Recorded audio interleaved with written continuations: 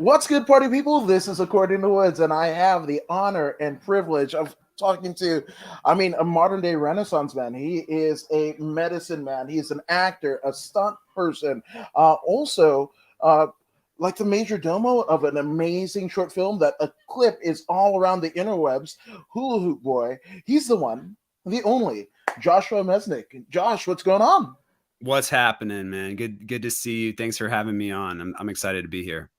Pleasure is all mine. And so I guess a good hearty shout out goes out to our good friend, Pro Wrestler Zeta Zhang, Yeah. also an actress, like a Renaissance woman, yeah, actress, singer, all the stuffs, wrestler, kick ass person. But we met, of all places, this sounds so LA, but at a beach house in Malibu when Yep. she had a shindig. Yep. Yep. Wine and cheese and superheroes and deep philosophical conversations. It was full moon. Yes, you noticed it. Yeah. Oh yeah. A Yeah, beautiful man. night. Yeah. That is. It was very LA. Very LA. Very LA. Which I've been here since '95, so like we came when I was like fifth grade-ish and what have you. I actually kind of steer away from those like things, like the red carpet, velvet ropey thingies or whatever. But like it's funny because like Zeta is the puller together of the peoples. Like when I'm with her, even like her dude, Alex, he's amazing, but she's the puller together of like all of these like amazing hodgepodge of people. So like when you're there, it might not be you, but like this could be cool because she does the things. Yeah. I moved out here in 5 years ago, 2017. And at first it was like yes to everything, go to all the things, and sort of burnt out from that. And now it's sort of like, all right, if someone invites me and they're really cool, they have good energy, the people whatever they're involved with, I resonate with it. There's just that kind of that click. Then I'll go to the LA thing that they invite me to. But other than that, I kind of keep it low key. I live up in La Crescenta. I have a little 1-bedroom house here that I'm renting out, and it's like totally just tucked in the woods, So I definitely am valuing space from the craziness, space from the hive. And for those watching, which by the way, Micmac, our resident shit stirrer from down under, says hi.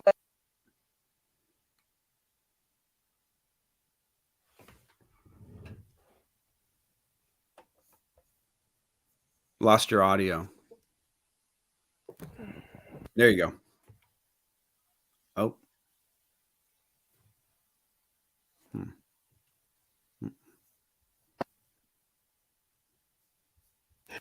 Wow. I should do this. How about that? That's so weird. Yeah. No. There's a loose wire that I've got going, and it pesters me. The last couple podcasts that I've done, it's just like weird. It's so weird. I got it now. Yeah. Yeah. No, but for anybody that doesn't know the logistics of LA, like you're literally up above Hollywood, like literally above the Hollywood sign where La Crescenta is, locking you out of Flint Ridge area and what have you. You're right above Hollywood. So, I think that's a bit of a metaphor, right? Like you just stay above the fray a little bit, huh? It is. Well, they call it the balcony of LA. So you are, yeah, you're kind of situated up there. And I guess, yeah, it is like a metaphor. Yeah, keeping above the clouds, so to speak, some of the fog, the grayness, the clutter, the activity, the buzz, all of those things. It does feel like this is a reflection of how I want to experience at least part of my life, having distance from that. But then I get the option to go in, dive in, jump into the fray. And that's the privilege of living here, is I get to have the choice instead of always living in the chaos. Yeah. No, I hear you. I hear you. Now, so you moved out here 5 years ago. So, I guess what brought you, like, I guess, how did you become? Were you, acting and doing stunt work elsewhere, or is it just something that kind of hit you and you're like, oh, LA is the place? Like, what is your origin story? Yeah, I love it. Well, first, I mean, the film that you mentioned in the beginning of our podcast, Hula Hoop Boy, that's a story about a film that I made in high school. So I've been making films, doing weird stuff, silly, crazy action comedies, filming stuff with my friends for as long as I can remember. And it was always just in my mind, a hobby, something I was doing for fun. And as you know, you could probably trace back a lot of origin stories of people in Hollywood. There's this shift moment of when did this hobby turn into something that I either like realized could be something I could do with my life, as a career, or something that I just got an opportunity and just kind of stumbled into it. And for me, I actually kind of cut my teeth with public speaking in high schools. I used to be a high school teacher. I used to work actually, I still do work with this nonprofit, but not full time. But I lived in New York City, and I was a teacher. I trained teachers, and I worked with an educational program called the Question Project. And we had classes in a few schools in the Bronx, and I would go in and I would share basically create safe spaces with students to explore big questions in life. We would have dialogue, and it would involve a lot of trying to you know get inspiration, get energy moving in the room, get people to talk, share something that is on your mind, express yourself. And it was very challenging. And I remember, and I was training as an actor at the time, but just because I loved acting, it wasn't really something I was trying to do. I've just always loved being a part of a scene, or creating something with my body, or making something happen. And there was just this kind of moment where I sort of realized that I sort of had a split. I was like I was trying to express my creativity through my career, and I was doing it in a way that was authentic, but was partial. It was partial. It was I could feel part of myself alive. And over time, and this was 2015, 2016, I was working out there full time. And then there was just this shift. Actually, my grandmother was a big part of the shift, and she I had a phone call with her, and she gave me kind of like permission. She is one of my best friends, mentor, guide, someone who I look up to, and I value when she kind of drops the wisdom. And yeah, there was just this phone call, and she's like, she could just sense in me I was a little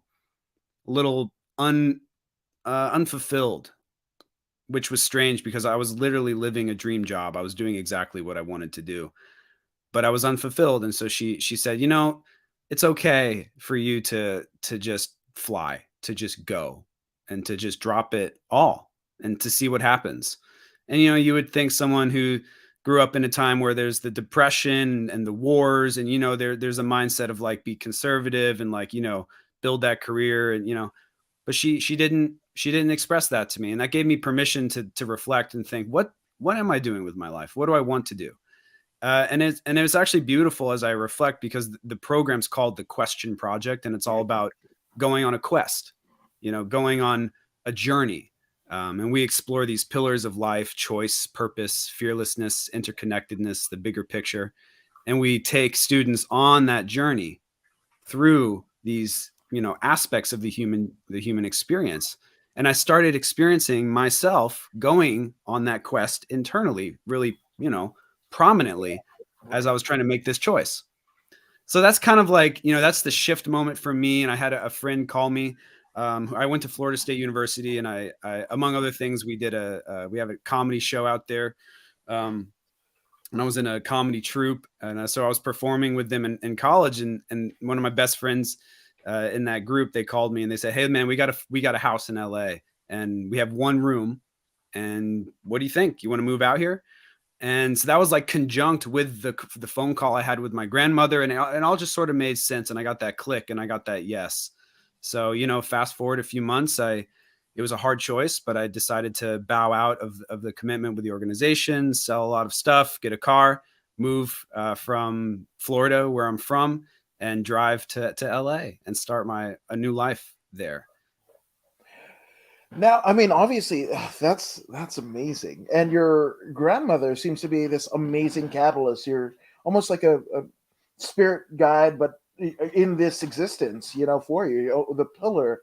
And her almost give was it like weighing heavy on your mind that you kind of felt the feeling of unfulfillment and not like having that heaviness and going like, oh, what does grandma think? Like she's one Mhm. of the most important people in my life, like whatever. And when she tells you on her own, like go ahead and fly, like were you experiencing a little bit of turmoil before she gave you kind of that okay?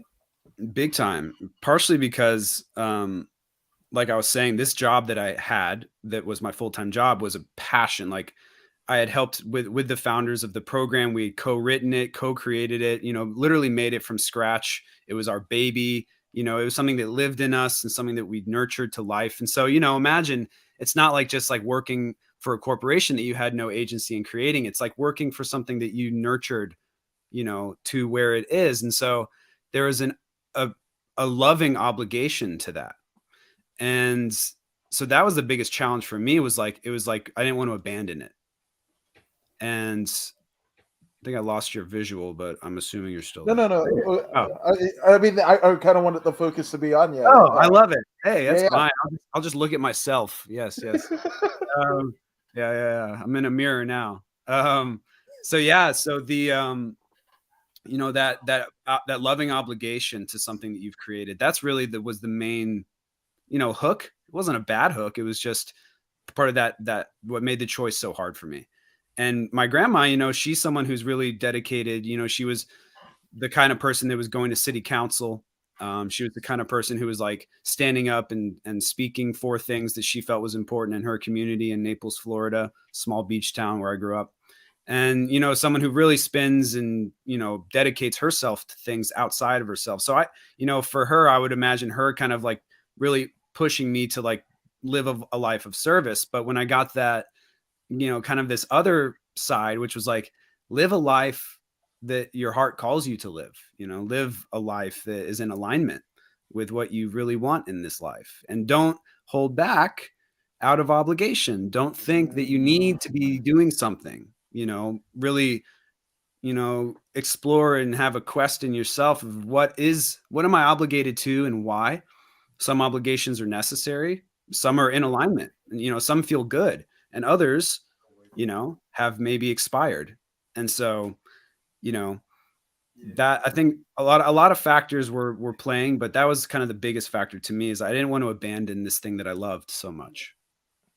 Right, and also there's a bit of paradox, right? Because you're teaching these young minds of it's a question project, and to not know too much of the organization, just right there, it kind of grabs you in terms of their mission statement and their name, right? And you're kind of inspiring people to question things or go a little bit further with their thinking and their spirit and what have you, Yes. but also you're like, this is the place for me, a dream job in your own words. And still there's still something festering that you gotta admit to the world. It's stirring in you, this surge of creativity that is unfulfilled, and then this call happens from your friends, and you're like, hey, we got a spot in LA, you want it?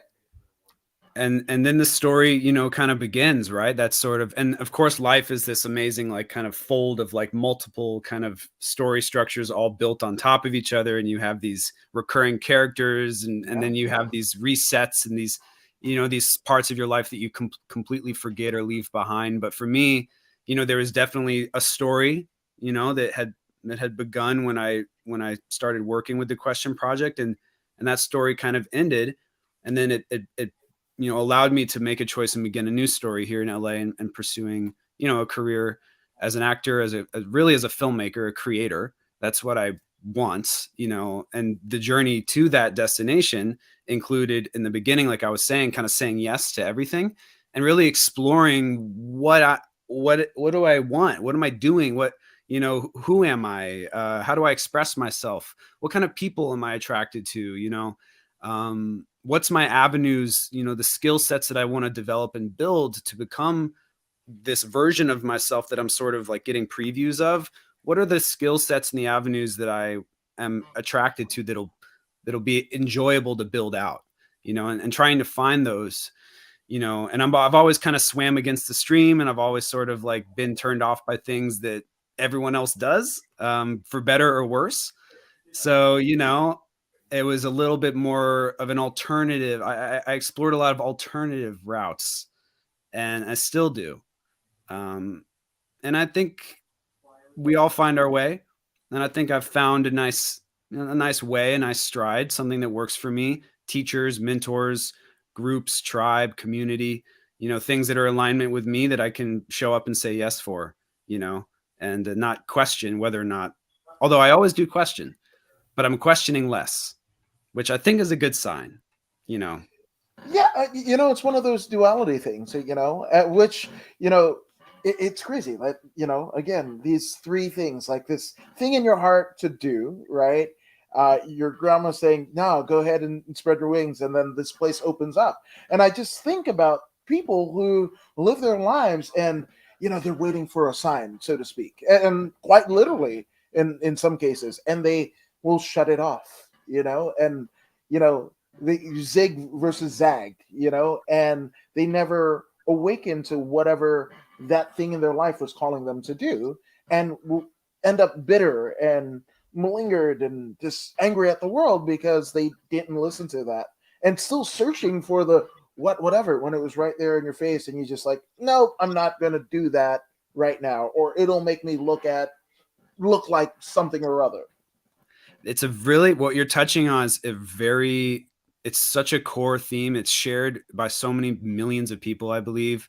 And I was actually just talking about this last night with a good friend of mine. We're just trying to like touch this experience where, if on an extreme, it's someone who repeats the same day, same pattern, dedicated, but also once they have free time, numb it out. Drugs, alcohol, sports, TV, sit down, go away, check out.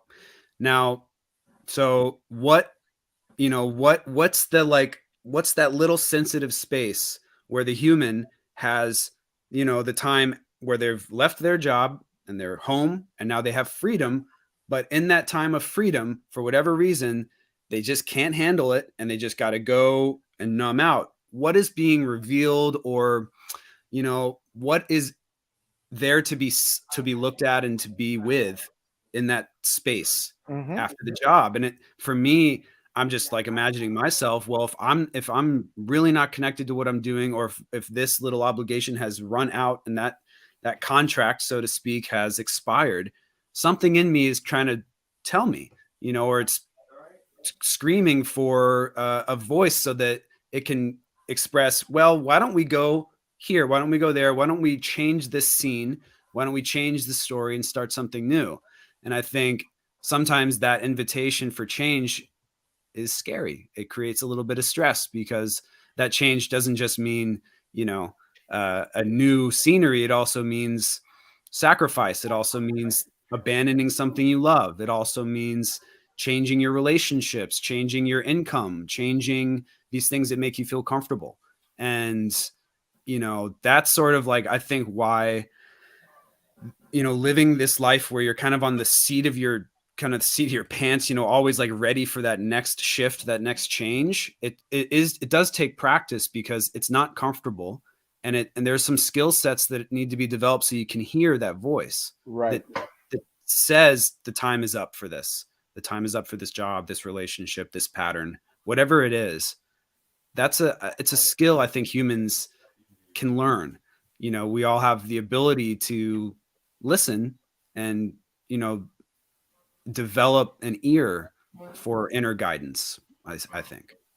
Which, I mean, have you always had that attribute in your personality and spirit where you would just like, okay, where your ear was always developed, or did it take time? Because again, it's when you look at the landscape of human condition, right? We have all of these social media and tech something or others and whatever, but we never felt more disconnected, more depressed, and what have you. And I'm speaking specifically North America, right? Because there's other plights in other parts of the world, but that specifically, we have times where we're questioning our leaders, which I think is healthy, but we're like, where are we going? If my life and my life condition is here, and they're on a different plane. Are they really our leader anymore? And can they do what I'm doing right now? Could they live the life that I'm living right now? And the strife, moreover, and people are questioning ethics. That's why, you're seeing people who retired 10 years ago getting back into the workforce just because what they thought.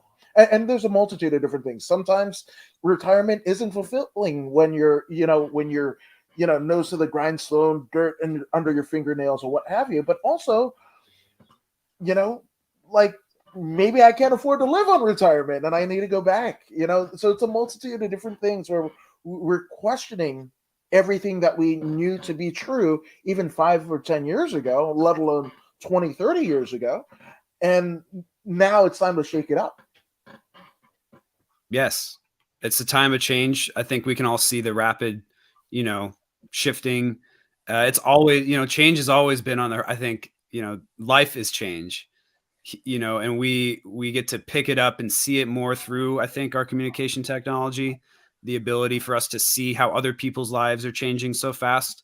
We don't only have ourselves in our immediate circles as a reference.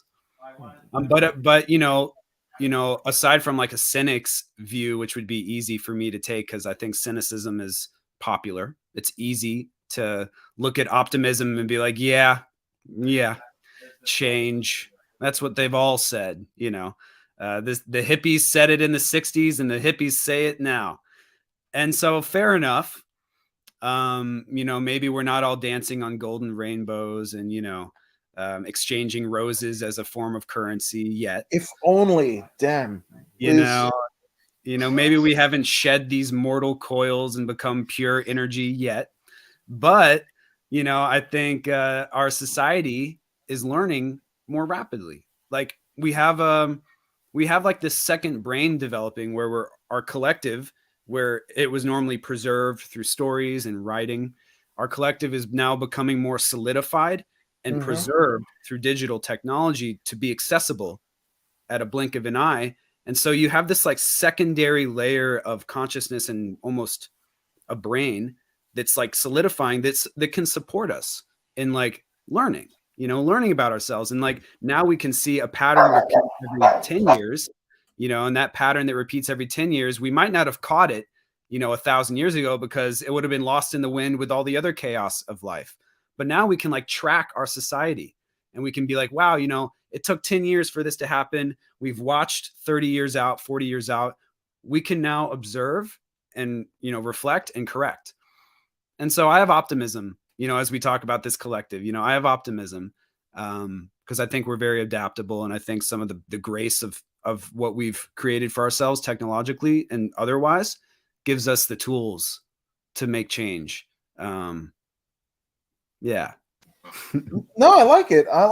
Optimist versus pessimist, which, and you find yourself in surroundings, right? You had been to, it grew up in Naples, Florida, ended up in New York, and then here you find yourself in LA. And LA, if you're not, I guess, solidified in yourself and your understanding of who you are, and sometimes you obviously you gain understanding and what have you, but it can be a place where you can almost move with the winds of change and kind of alter your views, right, and your principles for whatever you think is, I don't know, the proverbial, brass ring or the carrot on the rope and what have you, the dangling carrot.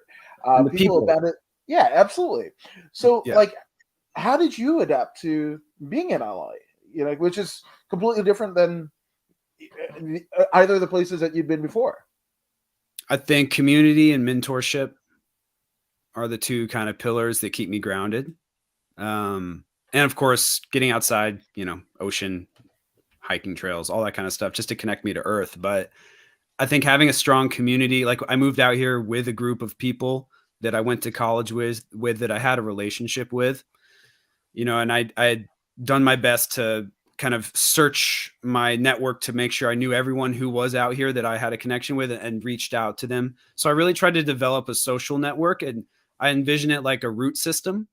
And it's sort of like, you're a little tree, but then you kind of reach out and you start to learn who's around you. And then you get to like, kind of ground together, because a lot of my friends who moved out here, we had just moved out here together. And so they're growing out their roots too. And there's something miraculous about trees, how not only are they able to support each other, like literally physically by, keeping the soil, compact and stable and alive, but they also support each other through sharing information and minerals and water. There's a root system that's intelligent between trees, and we could get into that, but it's miraculous. And I think humans, as we are a metaphor and an expression of life, we share these qualities like trees do. And so, like, having trees around me that I was in contact with, that we kind of intentionally were trying to develop stability together, that helped a lot. And unlike a tree, I could go in a variety of ways, not just upward. I could grow downward. I could grow sideways. I could fly. I could evaporate. There's a lot of things I could do as a creative being. So then to have direction, to have stability, to have kind of to try to develop my true north and then walk towards it, that happens through mentorship. I believe that happens through getting guidance, getting someone who's walked the path before you, and who can, and not just one person, but people who have walked the path and can save you a lot of time and energy. There's something about that. I reflect, like, it wasn't a norm for me, like like when I was in high school or whatever, like you didn't really have a mentor that you got linked up with that I could remember. I mean, I had a football coach, but that's different. It's not really built into my culture growing up to like find a mentor and follow them. In some cultures, there's gurus, there's guides, there's shamans, there's people who have walked the path and who guide the people, to follow. But in the West, it's sort of decentralized. We kind of do it on our own. We kind of blaze the trail, and that's awesome. But I do think it leads a lot of people to walk a long way and kind of realize that they've gone the wrong way, and now they got to backtrack and figure out what to do. And then they're 45 and they have a midlife crisis, and now what? So I'm trying to avoid that, which I might not be able to avoid, because I think life is a comedy as well as a drama and a lot of other things, an action film. Yeah. So life is probably holding all this over my head to knock my head over once I think I have it all figured out.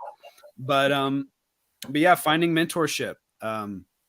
One of my mentors, her name is Suzanne, and she's this woman who really, I would just say, lives the path of the heart.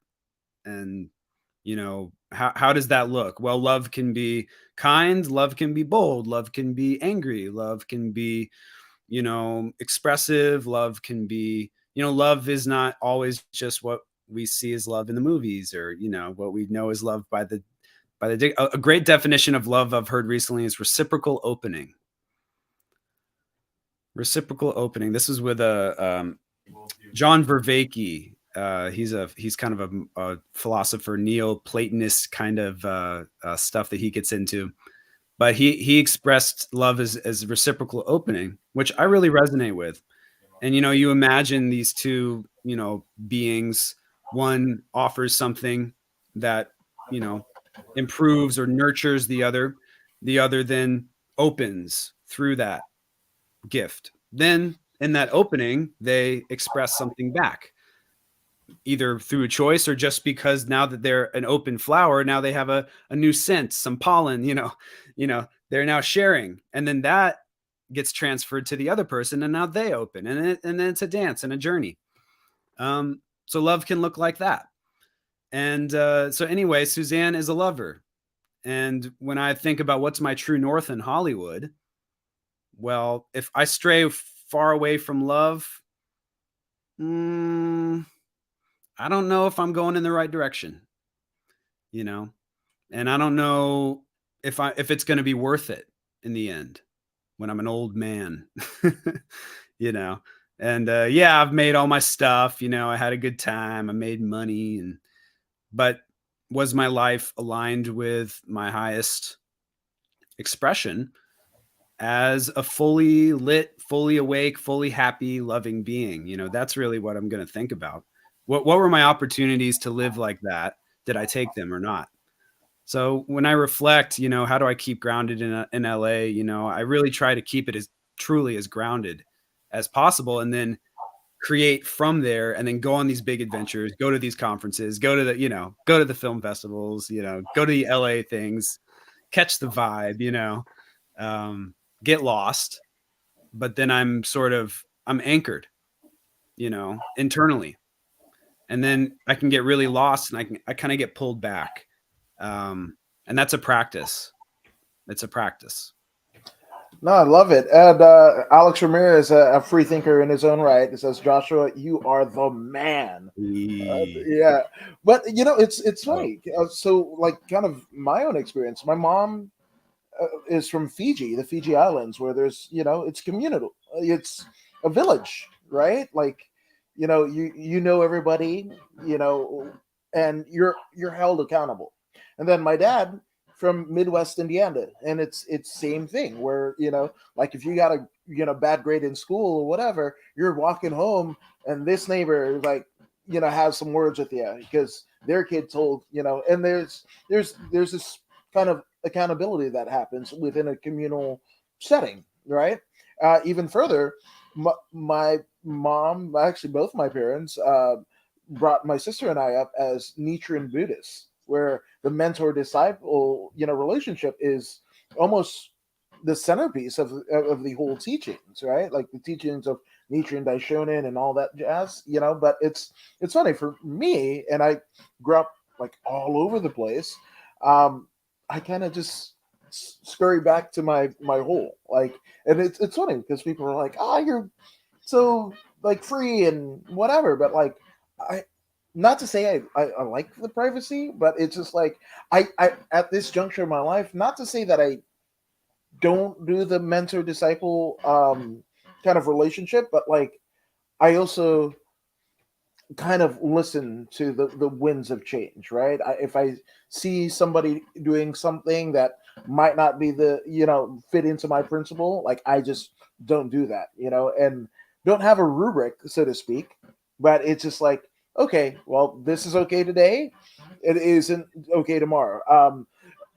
One crazy kind of example is growing up in Inglewood. When we came here to LA, Inglewood, like it was almost like lowbrow. If you smoke marijuana and whatever, you're going to be a loser, whatever. And then now, like the world is wide open, people are receptive to it, and everything like that. I still get weirded out, you know. But who am, you know? And I almost feel like I'm kind of only one with it because everybody else is just like, oh, we're just smoking on the street, want a vape, whatever, like whatever. But like, who am I to kind of like bet up my own experiences against and then compare it to what is currently here? You know, like I, not that I crave the communal, but like I do wish like, hey, do some of my friends who were kind of accosted or, you know, got in trouble for, you know, marijuana possession or whatever, what would they think of nowadays? You know, how are they living their life? So I almost want to check in with the community, but also zap out. Yeah. I love that. And sort of, it's this dance between kind of having your own set of whatever the values, the things that the guidance you follow in your life that sort of guides you, your principles, but also, like you said, being adaptive, being open, being flexible, you know, going with the winds of change and seeing maybe there's a place for you in that does fit with with who you are. Maybe you'll change, you'll kind of adapt into Right. that new flow. But right, it's kind of both, you know. If we're too rigid, you know, rigidity, it leads to isolation, and isolation leads to death, you know, Right. And metaphorically. also brittle. I mean, if you're rigid, you're brittle, you know, Yes. easy to knock over, you know, susceptible to breaks, you Yes. know, and you, And if you're too fluid, you know, you don't have form, and then you don't really, you know, go anywhere. You kind of just go wherever you're going to go, and that's okay. But it might not be your plan. It might be someone else's plan. And then that's that, you know, and then deep down, there's probably a voice in you that says, but I really, really, really want to go that way. And in order to do that, I have to lift my feet up and go against the tide and go against the, you know, the current, Mm-hmm. and that takes form.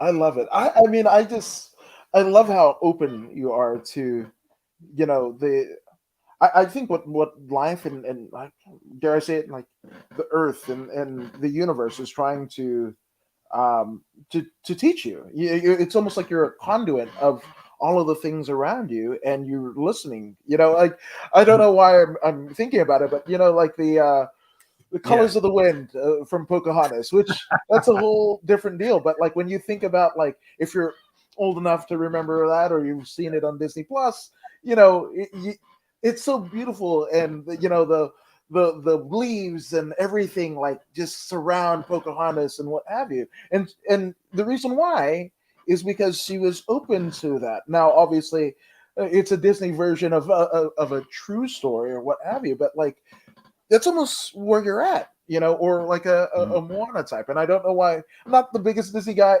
ever, but I'm bringing up Disney references because it makes sense in my head. But Moana, same deal. She was the chosen one, right? Yes. So I guess theoretically speaking, you're almost Pocahontas, Moana like in terms of you're able to, you know, adapt to the world and what it's trying to teach you. I love that. Thank you. That honestly is one of the sweetest compliments I've ever received. So thank you. Just to reflect, the color, it's a big teaching, the colors of the wind. You're sourcing your information. Like, let's say you're listening for guidance and you're thinking that guidance is going to come from a person. All right, now you're just only looking at people and their mouths and their sounds, and that's where you're going to get your information. If you expand, you say, oh, my guidance will come from information and God, whatever, spirit. Okay, now you're listening to people's mouths and you're sort of listening to that voice inside your head, or that voice wherever that voice is. Okay, now you have two reference points. And then, oh, my guidance comes from nature and people and God. Oh, okay, so then when I go on a hike, oh, that hawk, it flew and sort of did this thing at the same moment that I had this thought. And oh, that's an interesting connection. Oh, maybe that thought's important. Or like, oh, wow, that snake. What's a symbol of a snake? That's interesting. I'll look that up at home. All right. So nature, people, God. Okay. Well, where's the line between God and whatever? My car radio, my, I don't know, my gardener, the leaf blower. Seriously, like, Right. you know, guidance can come from anything. That's how I Mm-hmm. live. That's my Pocahontas moment. Yeah, yeah, yeah. Guidance can come as I'm just writing, and all of a sudden I just start writing something. I don't even know what I'm writing, but I just start writing something. For me, that's guidance. That's something else that's coming through me, right? And like I said, it'll come. I'm listening to the radio. I just, or Spotify. Sorry, Yeah. radio. Who in their right mind is turning on the radio? No, just Spotify. It's something, a song will pop up, and literally the words that come through my speaker have something in them that feels important, and the timing of it, and just the context is synchronistic, and I receive that, right? And I try to let it influence me and like change my plans, and I try to let these little hints, because like you can receive the guidance, but if it doesn't affect your actions, then you're Mm-hmm. not really receiving it. It's sort of coming halfway.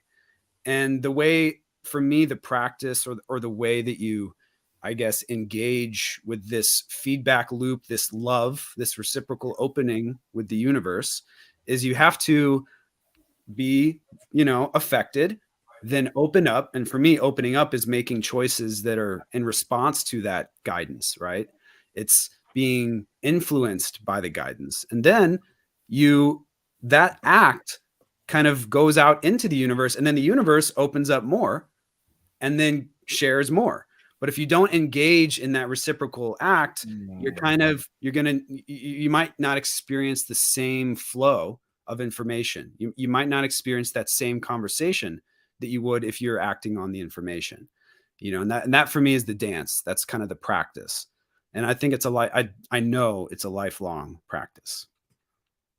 Yeah, because if you stop adapting, if you stop the dance, so to speak, right? Yeah, I mean, it's almost like you're without life, right? Like you're turning off. You're and we've seen it in society, right? People who they're living in a very clinical way of looking at things. You know, they have a job, they might have a relationship, they have the car, the whatever, the stuff, but also they're living almost a life of less virtue or virtueless, a virtue-less life, so to speak.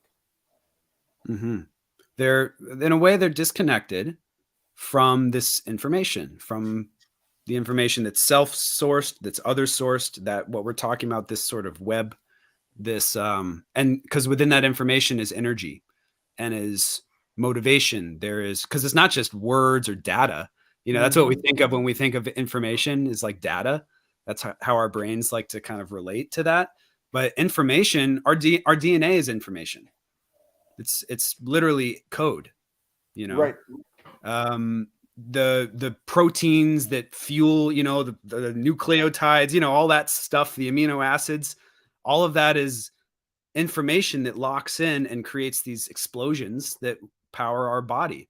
So information is like an energy source. It is energy.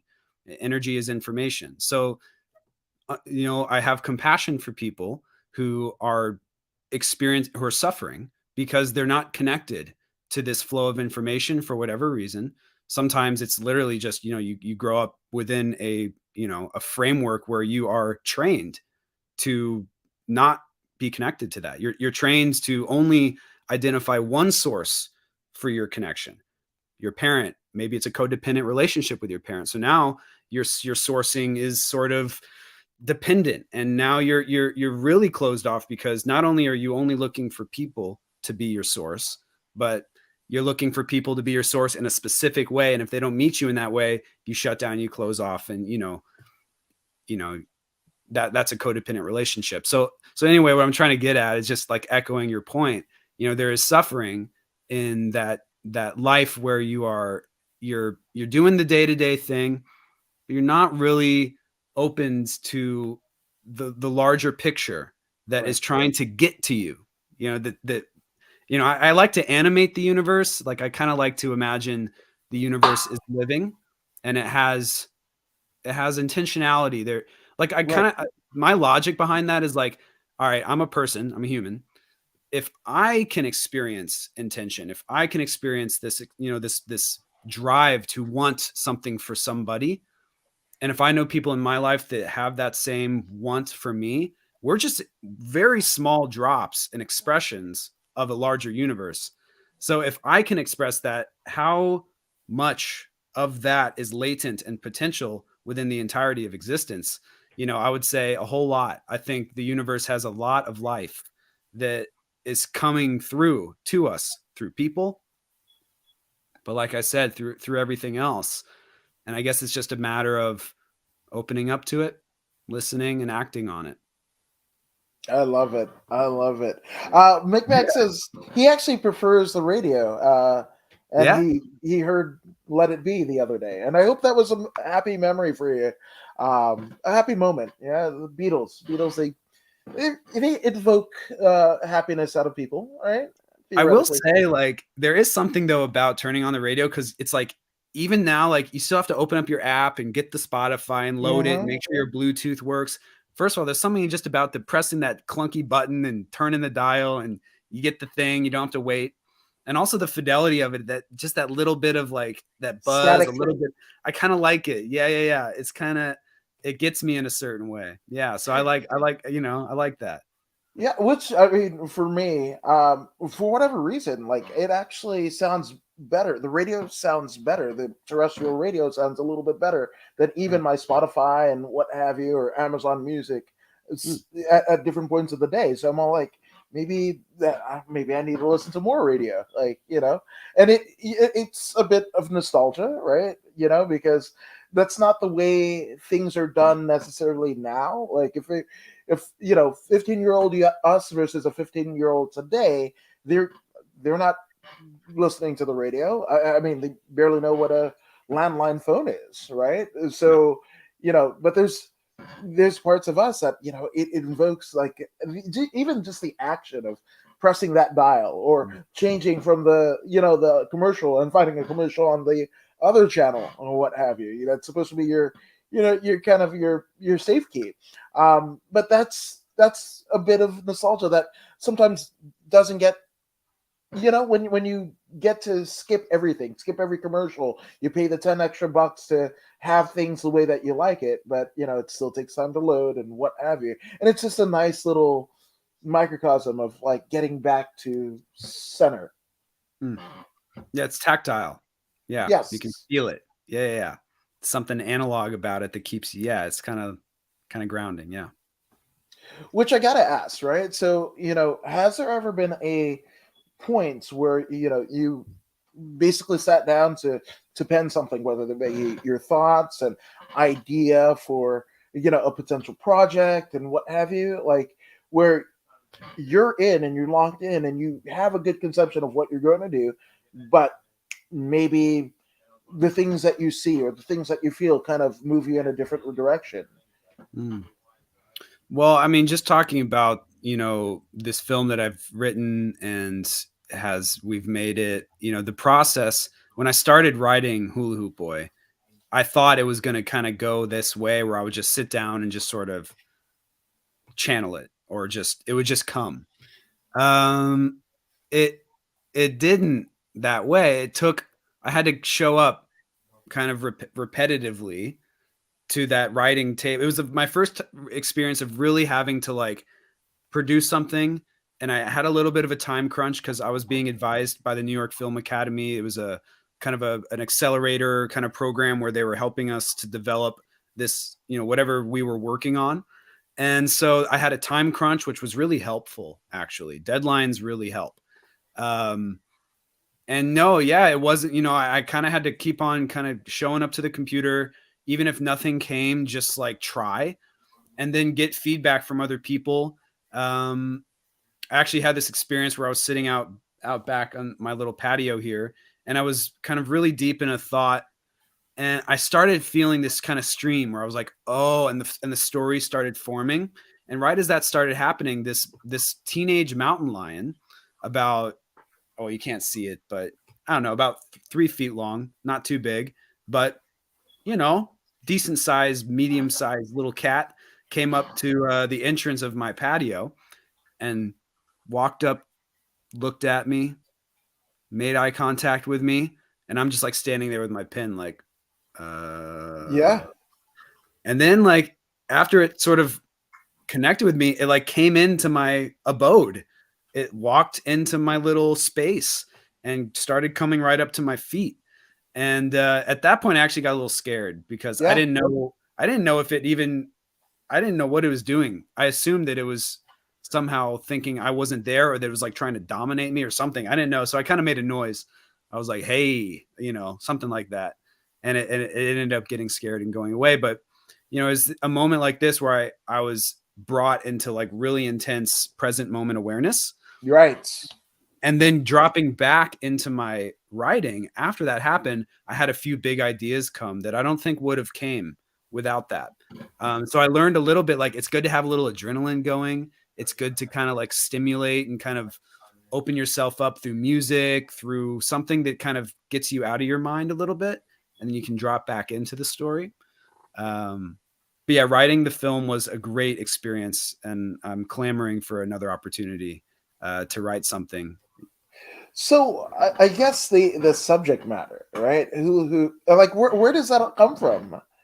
Yeah, well, so the film's based on a film that I created in high school, and it's a thought experiment as to what would happen if this film that I made went crazy viral, like insanely viral. What would have happened? What would have happened in myself? What would have happened in my life? And so I sort of developed that idea outwards, and I take the audience kind of on this journey, and then I kind of launch the story from there. And to see, as a filmmaker, I'm trying to recreate this magical kind of thing that I did in high school, and I've kind of fallen off. No one remembers me. I've been forgotten. How am I going to reclaim and have people remember me? and the lesson of the story right now is that when you try too hard, if you're too rigid, if you expect too much, you're setting yourself up for failure. And so he does, and he does fail. And now he's on a journey of, discovering who he is, because in the aftermath of that failure is a lot of hurt people and a lot of mess that he now is responsible for. So he's on the run. And Hula Hoop Boy, Hula Hoop Boy is on the run. And so that's the larger story that I'm developing is his journey on the run, then rewilding, reconnecting with himself and discovering, this inner hero, out of a character that you would kind of see as being, one dimensional. I mean, he's a sort of egoic character. So you wouldn't expect him to find some nuggets of gold, that I want him to find. I think it's brilliant. Just kind of quick hits. Mick Mac says radio so random, plus other people are listening to the same song at the exact same time, 100%. And I got digital radio, perfect quality. That's Nice. amazing. Now, you have this concept that was first birthed in high school, right? And obviously, as you mature, your thoughts and your experiences mature, right? So, what was that experience like? Taking something that was birthed out of high school, and then now you have, the age that you are, and you have all of these different life experiences. You've moved from, your homestead theoretically, and now you get to put all of these experiences back in. Like, did you have kind of that moment where you're like, oh man, I gotta, this is Blink 182, their latest album. I think all three original members, they had the thought of like, what is the Blink 182 that everybody knows? What would that sound like in 2022? And that's the ethos that they went behind, right? So, Right. I mean, did you kind of have that where you're like, I have to mature this idea, or was it just like, let me just be a catalyst for all the ideas in my head? To be really honest, the idea came because it's actually really easy to recycle your own ideas and turn them into something new. And I had a tight deadline with the New York Film Academy, and so I was just kind of like, what was the one thing I did that I really was the most ridiculous thing that I've ever made? Oh, it was Hula Hoop Boy. All right, how could I just full send, just do that again, but like make it a million times crazier and more fun? That's kind of like, it was my own way of like putting a cheat code into the game to like just get a lot of creativity out. Because if I tried to like just generate some crazy new original concept at this stage in my storytelling career, I don't know if I would have been able to be honest. It's hard Yeah. to produce an original, so and Hula Hoop Boy is original, but for me, it's a recreation, a regurgitation. It's a taking of parts and assembling those parts into something new that has a new quality. And then, to kind of just say, in terms of how, I guess, how me as a storyteller has, I guess, evolved or, matured over the years, I think really the only thing that's changed when I was younger, everything I made was just jarring, crazy, like just stimulating and way out there. And, it just pushed all these boundaries. And now I'm thinking, why did I do that? Why did I create stuff like that? And I think I just knew at the end of the day that people just want to be entertained. And that was my way of knowing that, like, for sure, if I do these things and edit it right, people will have a reaction. So I think, like, in the back of my head, I know that I have that engine in me that is able to know when something will affect someone a certain way. So I'm trying to take that muscle and I'm trying to apply it, to storytelling that has a little more finesse, a little more subtlety, that works in more of a mainstream, that is able to fit in to people's, content consumption patterns, Right. to get the medicine out with the chocolate, and to try to, find streams where my content could fit so that I can, go on this big adventure in a new way. And I think creating Hula Hoop Boy it's also pulling on some of the things I'm really passionate about, which for one is crazy action, wild, weird action comedy, big scenes, people getting hurt, surprising twists in that.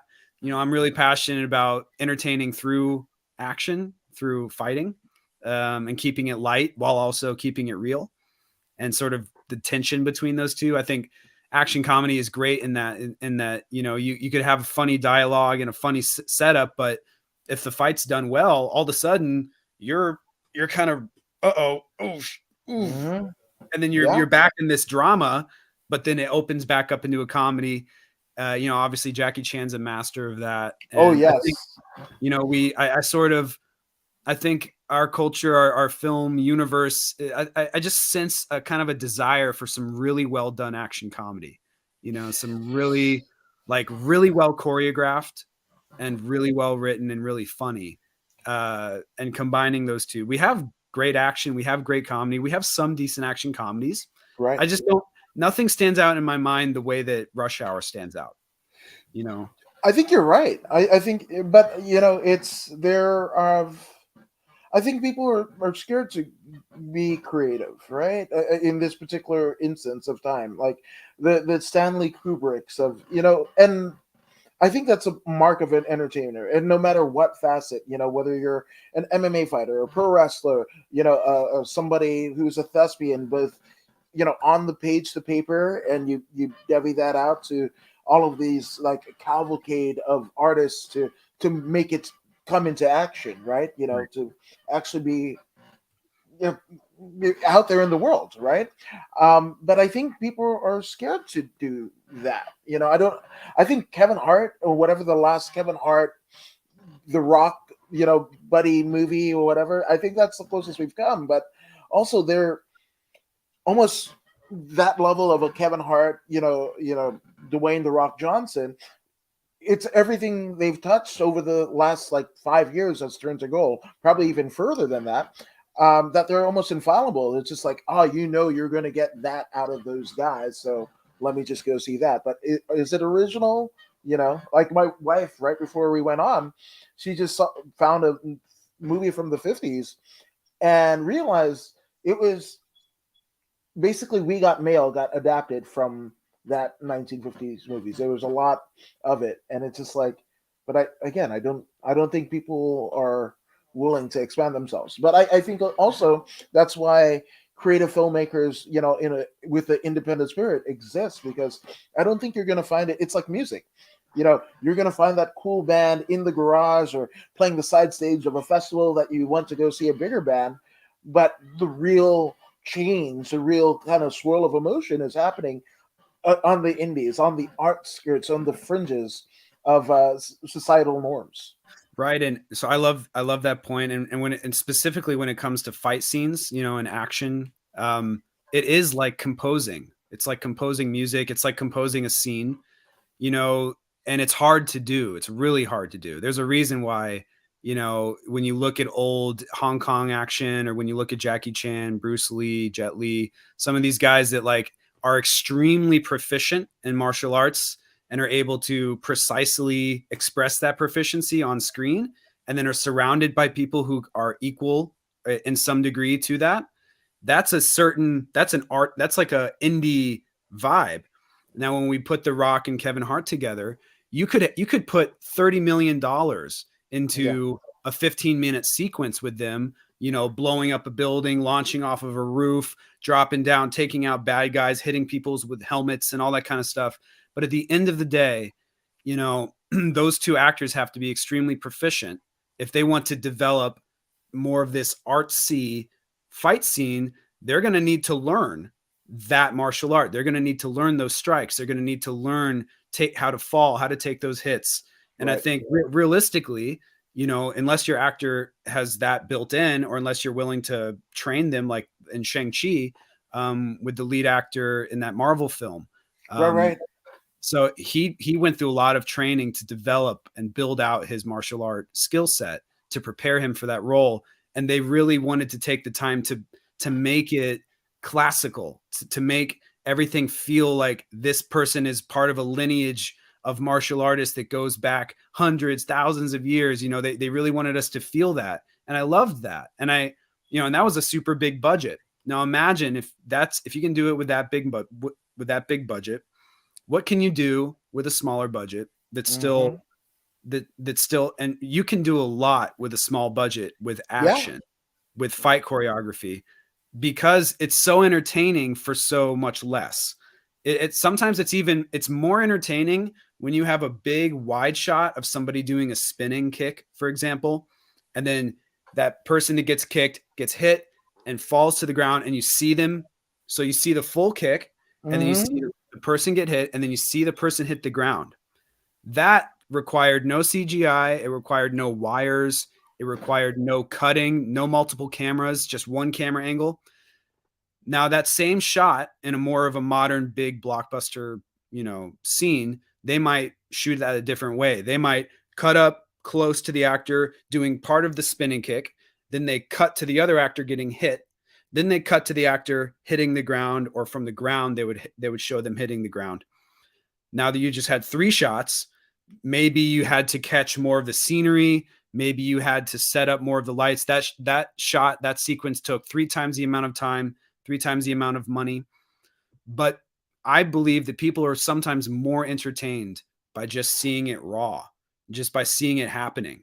And that's more of that classical form. And, just because I'm a nerd with this,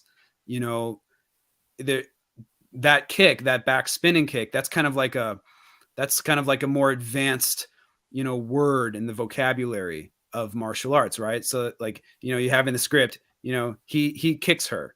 All right. Well, that word kick, you could put back spinning kick, side kick, push kick, hook Right. kick, whatever, right? Crescent kick. There's a lot of different kicks that you could insert there. And to know that vocabulary, both as an action, designer, an action choreographer, and as an actor, takes the time and the effort to develop that. Same with getting hit. Okay, you get hit. Do you just kind of knock your neck and then follow your knee? Do you launch yourself in the air and do a flat back? How are you falling? How are you getting hit?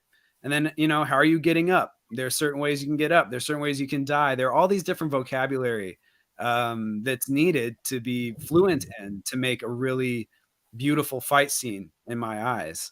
And that's my passion is trying to become more and more proficient, more and more fluent in the language, so that I can both do the thing and think about what the thing will look like and direct it or design it. No, I love it. And funny enough, Micmac actually has a question for you.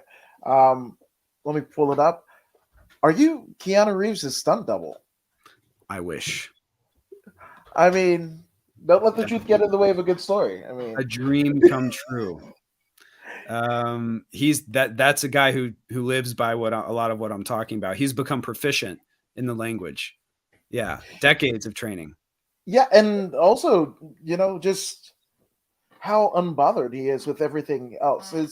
He is an artist in its purest form, like an actor, but then does his ability to adapt, right? We knew him as like the guy with, I mean, you see Bill and Ted and everything like that, but there was a point in the 90s where he was just like the love interest guy, right? There was a bunch of films with him like that, right? And then like John Wick is a completely different aspect of him. Obviously, with the Matrix as well. But Matrix. Yeah. he is like he's almost aware but also not aware. Like if people who have met him, there's just like just like any regular person on the street. But also the wherewithal that he has, right? Where I think he might have been the first person to do this, but actually maintains the rights to his digital likeness, which I think is like he's already knowing, like, oh, the like all this stuff is going on, and I want to own my own. Whereas 10 years ago, like owning your own Twitter or social media pages or whatever would have been it. He's like, I want to say like 3 to 5 years ahead by basically, if you're going to use, Keanu Reeves on any type of digital anything, well, you got to ask the man first. And I love it. Yeah, well, just on that quick point about owning your digital image, I was a few years ago we were doing Space Jam 2. Right. Yeah. Yeah. I was one of the background actors that's in the stands, that's in the in the big game. And something that they did for all of the background or most of the background is they, kind of quietly brought us into this trailer, as we got in our full costumes. I was dressed up in this goon outfit with like a mask and a hat and this fake wooden bat. And I was like banging that the whole 3 months of filming. um, but what they did is they brought me into this trailer and I stepped into this room with maybe like 300 high definition, like super nice DSLR cameras all around me, surrounding me on all sides, pretty much right up to my feet, like almost right under me, right above me. And they all snapped a super high res image of a quadrant of my body and then stitched it all together to create a 3D rendered image of me. And so what they could do with that image is they could take me and throw me up in the stands, duplicate me somewhere. They could have me walking across, entering the game at some point. They could put me somewhere at a concession stand, getting popcorn. Now, is the technology good enough to where they could zoom in on me and like have me talk? Not yet, but it will be. It will be. And or maybe it is, and whatever.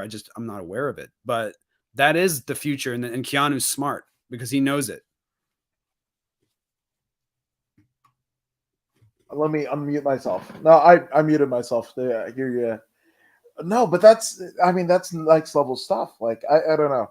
Like, I'm just imagining somebody in like the Midwest or whatever, like they see the movie, but not see how, that's an immersive experience within itself. Like, not just act in this movie that is, big budget production, a call to arms to a movie that is so deeply loved that, there's so much affection for the first Space Jam. A lot of it happened, the filming and everything happened during the pandemic, right? And then you yourself are put into this room where, you to me, it's unlike any other film, even of like 5 years ago. The processes. Yeah, filmmaking is changing, just like everything else, like we're talking about with AI. You can do text to code, so you could type into a program that are being developed. I don't know the exact ones. I'm sure you could find some open source stuff out there, but you would type in, sparse desert landscape with setting sun.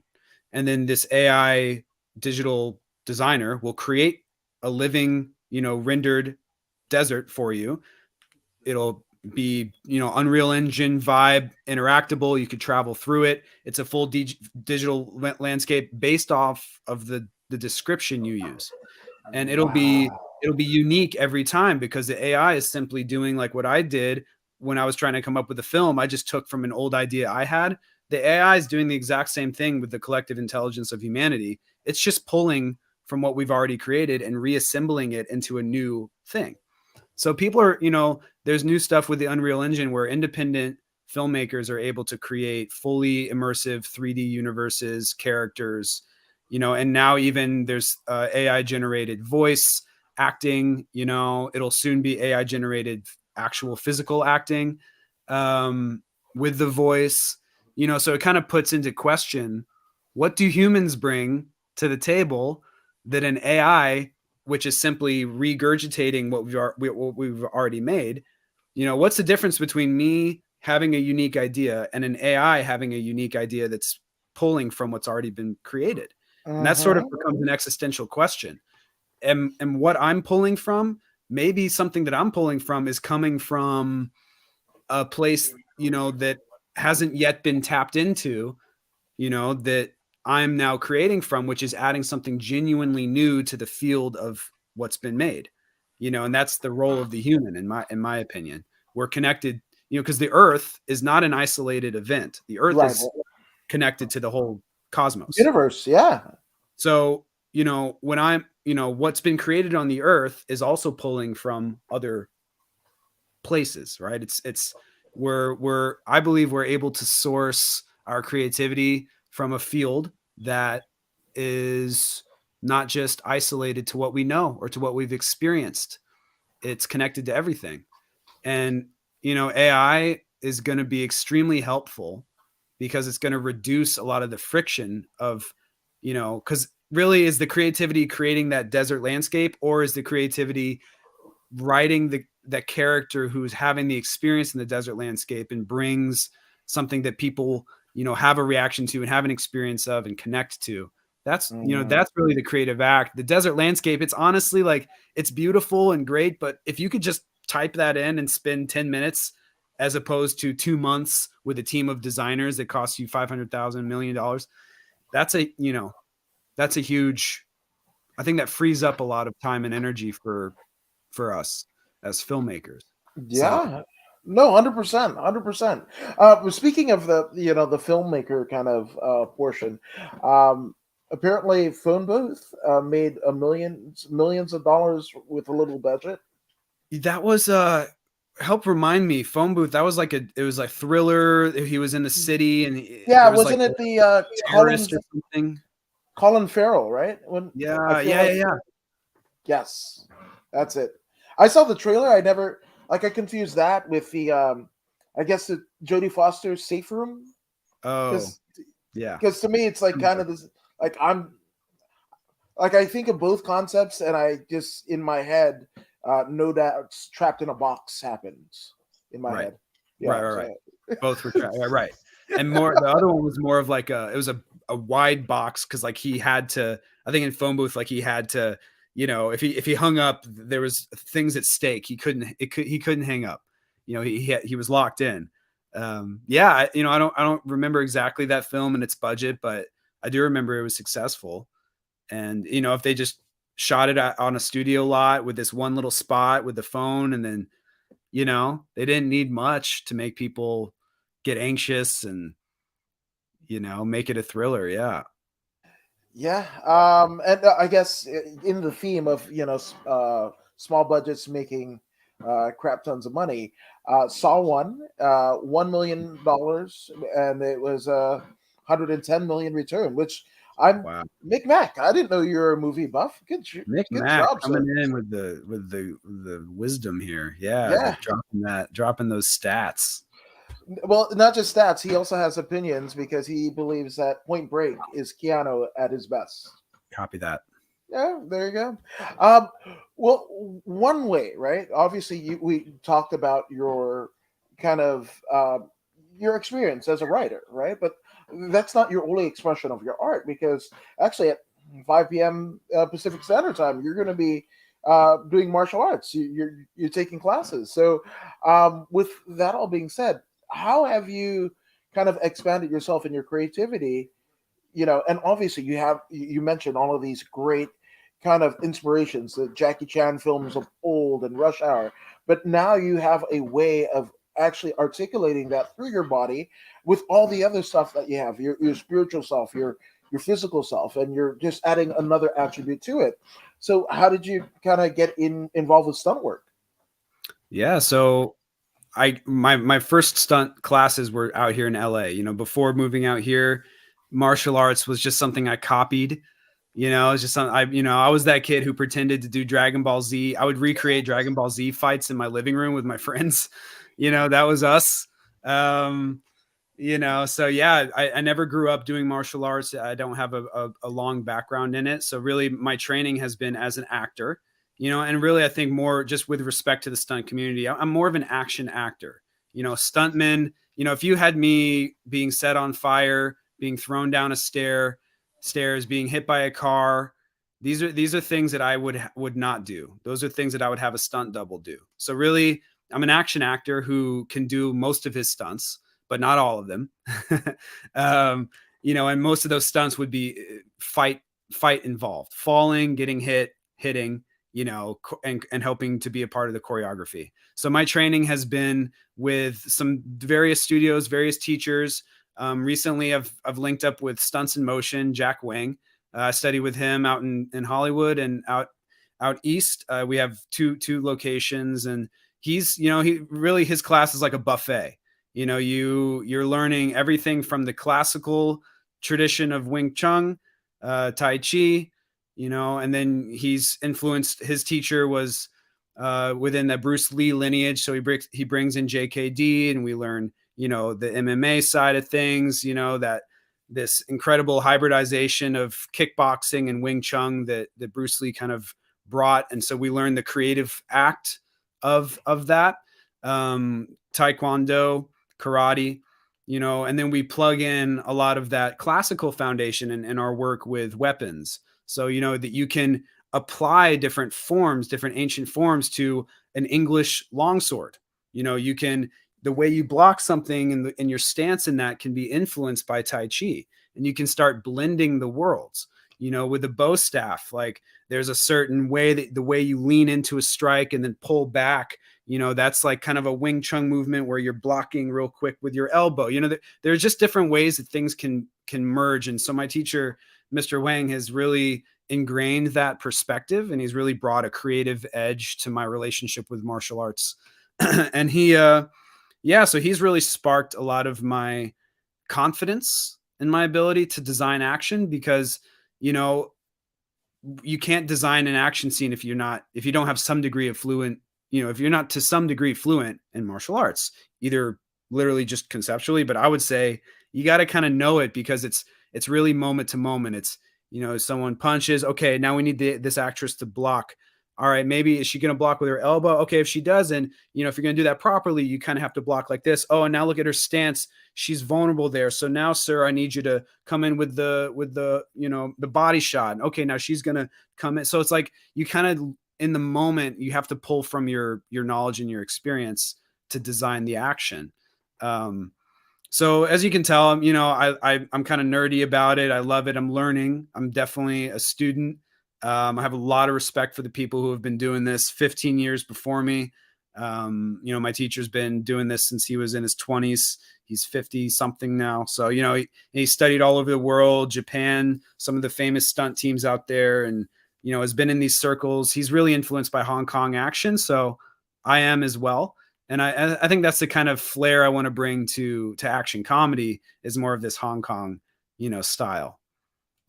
We need more of it. I mean, that strikes an affinity to so many people, and I know there's people within MMA, the sport, that they saw a Chow Yun Fat film from 1970 some odd, or a Bruce Lee film specifically, and even the younger ones, influenced by Jackie Chan and what have you.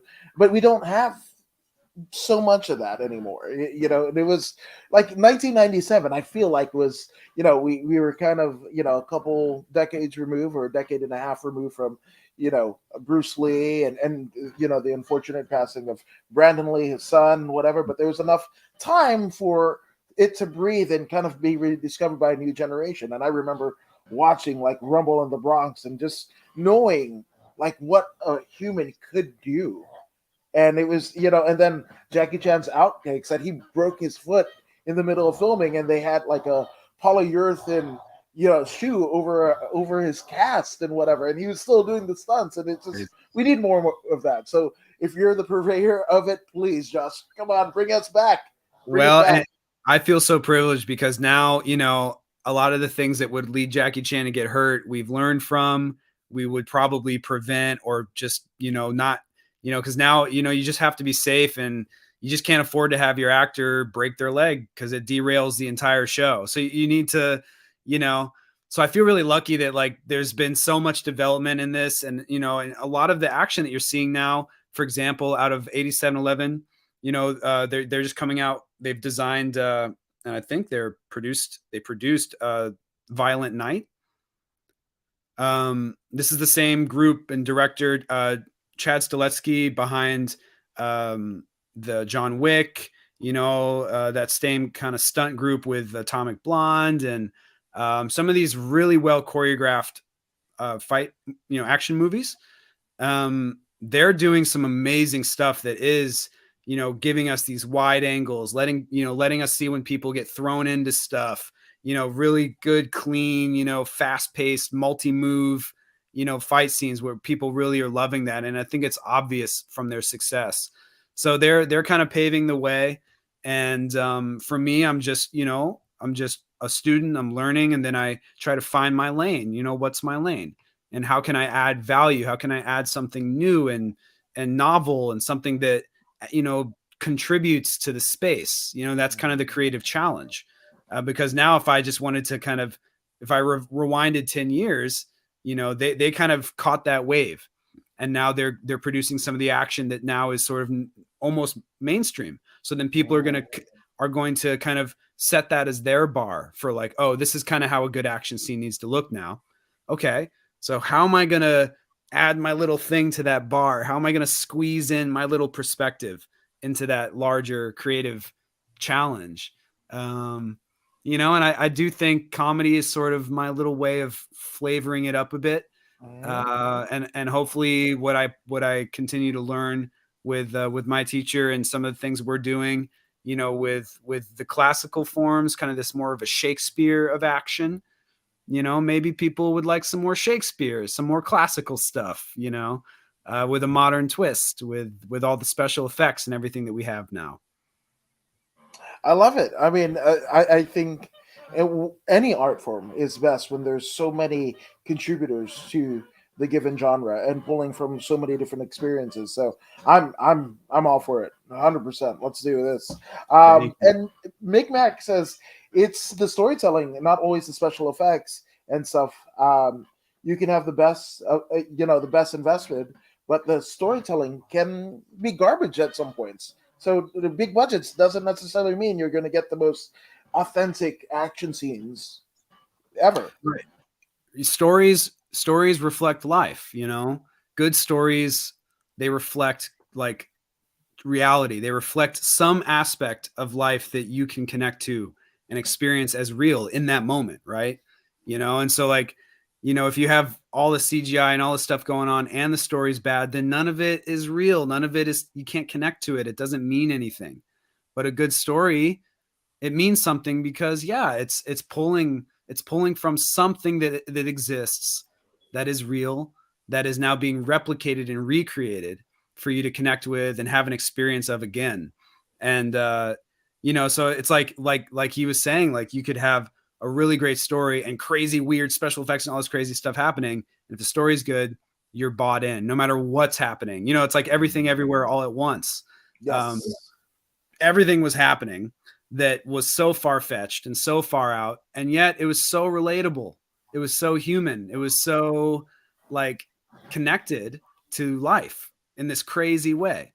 It was the most far out movie ever, and it was also the most intimate, right? You, yourself, and I, and your loved ones, and it was so close to something that so many of us could touch, and I think that's why it was so successful. No, 1,000%. And I guess to the Dragon Ball Z tip, Micmac says Gohan rules. Go on. Gosh, he has a soft spot in my heart. There you go. Also, on the other side of the spectrum, Battlefield Earth cost 73 million and made 29 million return.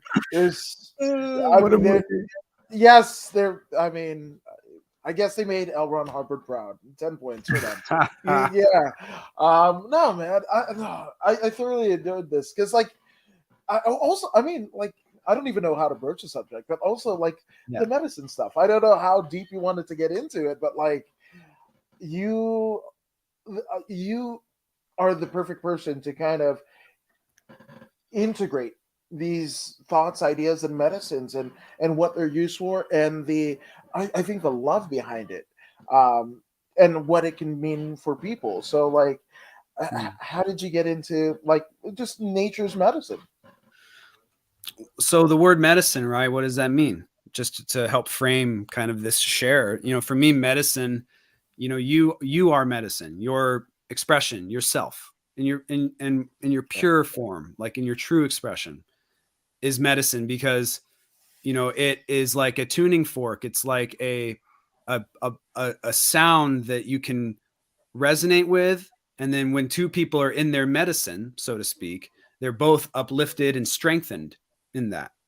So for me, medicine work or being, working with medicine or expressing my medicine is about expressing my true vibration, my true self, and then letting that be a tuning fork for other people to be able to have permission or to be excited to match. and to express their true selves. And I think that, for me is a purpose that I try to live by. And my journey with that has been really like the root of it was really having challenge with that. When I was really young, it was actually really hard for me to be a person. It was challenging to be in my body. I had twitches. I had these strange tics and things that I would experience uncontrollably, where I would shake, I would make loud noises, I would kind of have these little things with my throat, I would squint my eyes, I would shake my hand, I would clench my my abdomen, and this was a big part of my childhood. And at a certain point, it was excruciating and it was unbearable, and it became kind of a problem. We weren't actually sure if we could travel. There were some kind of questions about what this is, if I need to see, like, we had seen specialists, but like we weren't sure if I needed to like kind of escalate that and seek care. So it was really serious. And I say all this to say, that's an experience of me not experiencing the medicine of myself. Because what was really happening was that for whatever reason, it was really hard for me to relax. It was really hard for me after the activity of the day as a young little boy. All that activity stops, and then you're left with stillness. You're left with silence. You're left with just being alive, just life. That's it. Now, I was very uncomfortable in that. For whatever reason, I'm not really sure why it was so uncomfortable, but I had coping mechanisms to get out of that. And one of, my coping mechanisms were these twitches. They were like stimulation. Wow. So the way I would re-stimulate myself to kind of get the wheel going again and get my nervous system to get back into where it's comfortable, which is stimulation. My nervous system, for whatever reason, wasn't comfortable with stillness. So it took me time and support and love for me to be able to relax and come back to a place of stillness. And I'm sharing this just to share that what was really my greatest challenge became something that is my medicine, because now I actually am able to sit in that stillness and conjure it up freely. I'm able to experience myself and my stillness to a degree that I feel is medicinal, and that I can emanate and sort of, share. And I hope and I pray that that medicine gets to continue to grow in me, and that my experience of my natural state, my experience of my essence, and the stillness of life can be something that grows to blossom as I open up, as I continue to express myself in this world. I want it to be anchored in that place that was my first pain. My first challenge was just being a human. So if I can be really just fine with being a human, I feel like that's a unique perspective in this weird way that I have, because I had the experience of it not being easy. Right. So I have both, and I can hold the two, and I can work with the two, and I can notice when something is starting to edge me. In fact, when I have like moments of pressure, or if I'm kind of dealing with a lot, I'll notice my right hand starts twitching. Really? And so it's like a barometer, and I'm like, oh, it's like a little engine light. It's like, oh, looks like I got to edge off the RPM here. Looks like I got to cool down. Looks like I got to, check on my oil. How am I doing? So yeah, tending to myself has been part of the practice of medicine work. Learning how to take care of my of myself, and then through that journey, then being able to carry that information, that embodied experience outward. If someone asks, I can share my experience. Yeah, that's what I was going to say. It makes you relatable, even though, somebody going through a tedious strife in life, right? But you having that experience and showing like, hey, I'm on the other side of it, but it's still there. but I've been able to turn this into my superpower to, the terminology of self care, right? That's something that kind of permeates the lexicon nowadays, but it's something that is so important, and generations prior to us didn't necessarily, kind of take it on, like, the concept, the ability to take care of yourself. You medicate with whatever the guy coming home from work and drinking a beer and whatever, those coping mechanisms, rather than kind of reflect inside yourself and go like, hey, and all of these things, right? And I think I think it's kind of poetic, right? Because going to all of these specialists and going through it as a young child, right? And kids are mean, right? So you're probably getting bullied and teased and all of that, and all of this is happening. But then somewhere you kind of develop the insight, whether that be you yourself looking internally, or the things around you also looking at you and trying to diagnose the best you can with what you have at your disposal. And you kind of figure out a way where, I mean, here, like, prior to you telling me this, I wouldn't have known at all, but it's still there, telling you when to, take the gas, foot off the gas. Like, most people don't have that. They'll RPM it and whatever, and then end up burning out and wonder what happened there. So you've literally taken your negative kind of, whether it be quirk or what have you, and I don't say negative because it's all beautiful, but also what happened, right? It led What to happened, suffering. right? Nobody wants to go through that, right? But it brought something beautiful. It elicited something from you. It's almost like a lotus flower. You kind of died, but then it sprouted off life, in the murkiest of situations, right? And now It was- you stand this amazing person with and is receptive to all the things around you. I just think it's great. I think it's beautiful. It's wonderful. And I'm sorry that you went through it, but also, man, what you've been able to do since those formative years. My goodness, like you got to be proud of yourself. I'm proud of you, dude. Thank you. I really appreciate that. There was a moment I remember when I was young. I sat on the end of my bed, and I just looked at my hand, and it would always do the thing, always twitch. But then when I looked at it and I felt it, there was this weird thing where it was like this like cat that I had to like lock eyes with. And the Yeah. moment I disconnected from it, it just started going crazy and started like swatting at everything and tearing up the furniture. So I had to like come into contact with myself. And myself in that moment was sort of the feeling experience of my hand.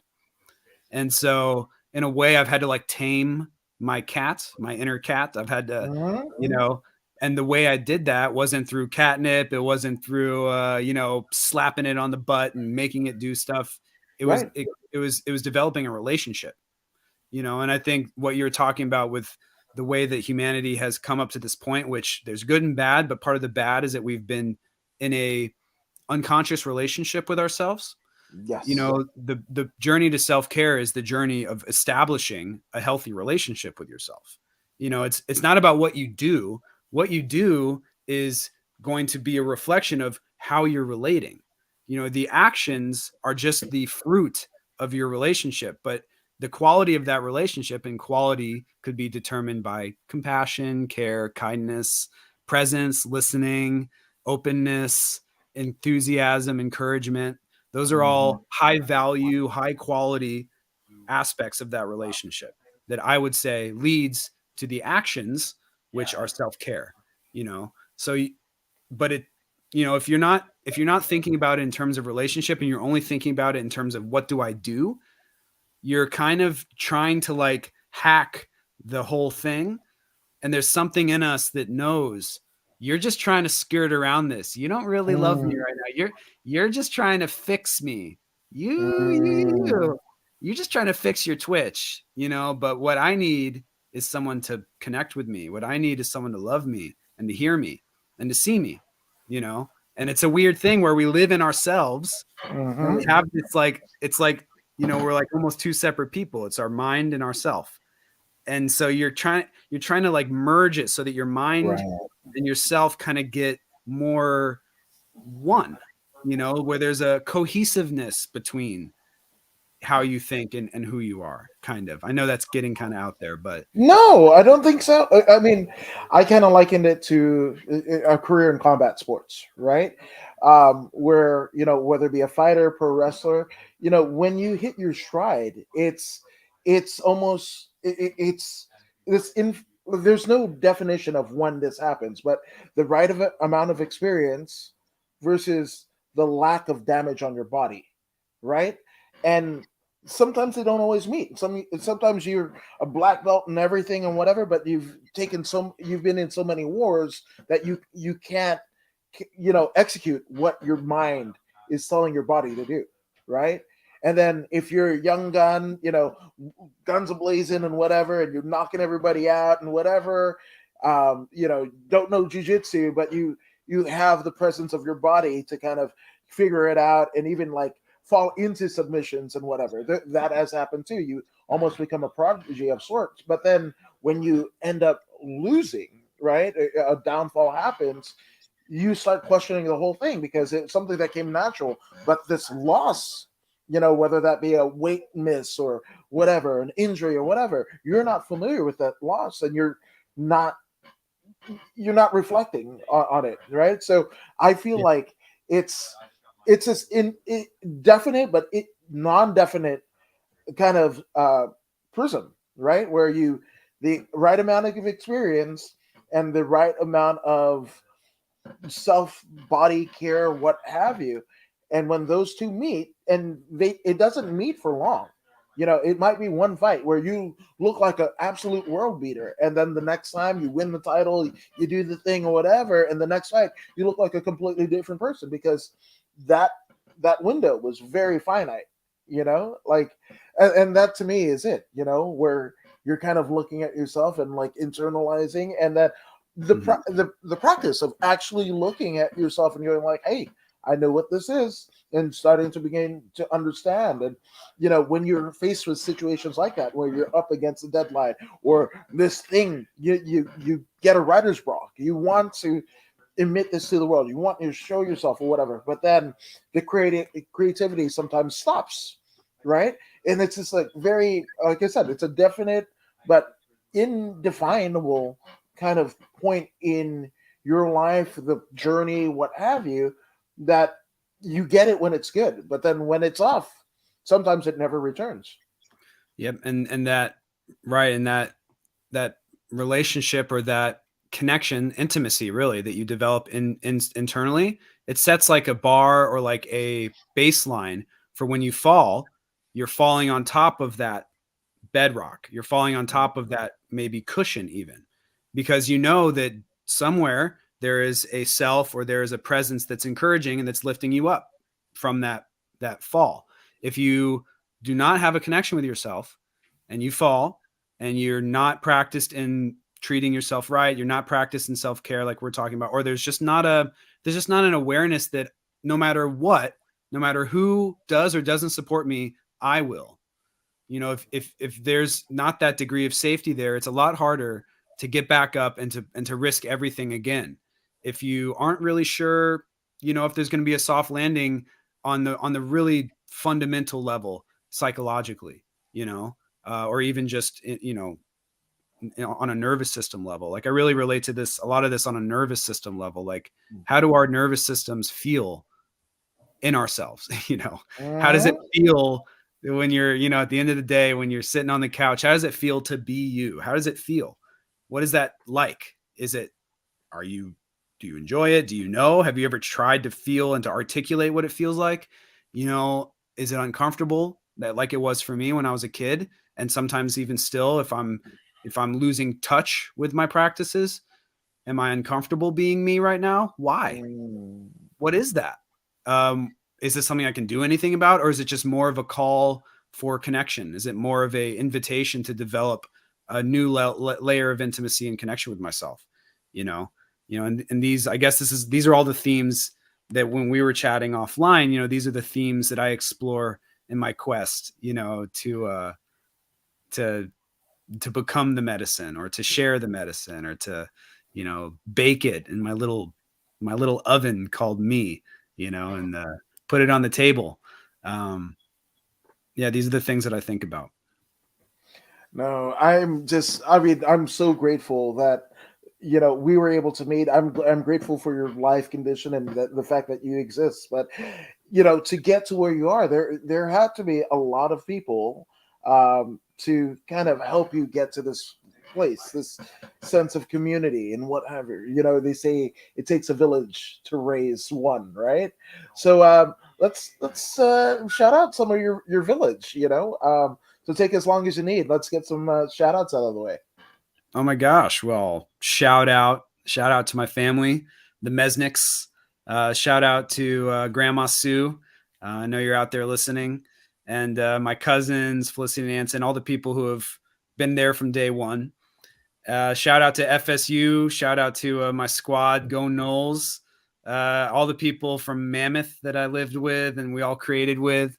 Shout out to everybody there. And then shout out to Stunts in Motion, the stunt team, Jack Wang, all the people there who practice long hours in the smelly Hollywood gym. Thanks for being there. Thanks for being a part of it and teaching me everything. And, shout out to my circle, people who I trust and who I receive mentorship and guidance from. And Suzanne, who I mentioned earlier, shout out to you. And gosh, who did I leave out? Shout out to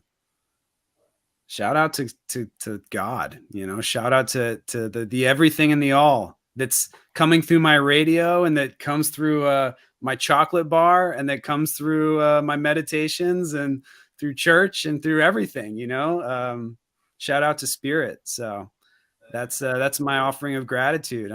It's so great to connect with you, Adam, and to share this space with you and, to come on and reflect and express. Yeah, man, I've really enjoyed this. I think you're gonna move mountains with what you, again, everything that you've experienced and where your heart is. And I think when it's all said and done, I think you're going to be pretty proud of the work that you've done. So I just thank you for being here. And I also like to thank you guys for joining us here at According to Woods. And if you haven't already done so, go ahead and like, share, and subscribe to the According to Woods podcast on Facebook, YouTube, Twitch, and Twitter. Also on bodyslam.net and all of their social media pages. Go ahead and give them a sub. I mean, Josh, you're subscribed to the According to Woods podcast, aren't you? Yes. Dang right. So be like Dang Josh. Right. Be like me. So be like him, right? And expound this higher sense of self that you've gotten from this very episode, because I know I have. But if you don't believe me, you don't believe Josh, and I don't know why you don't. Well, here's somebody that Josh and I both know to help convince you. Hey, this is Zeta Zhang. Make sure you subscribe to According to Woods.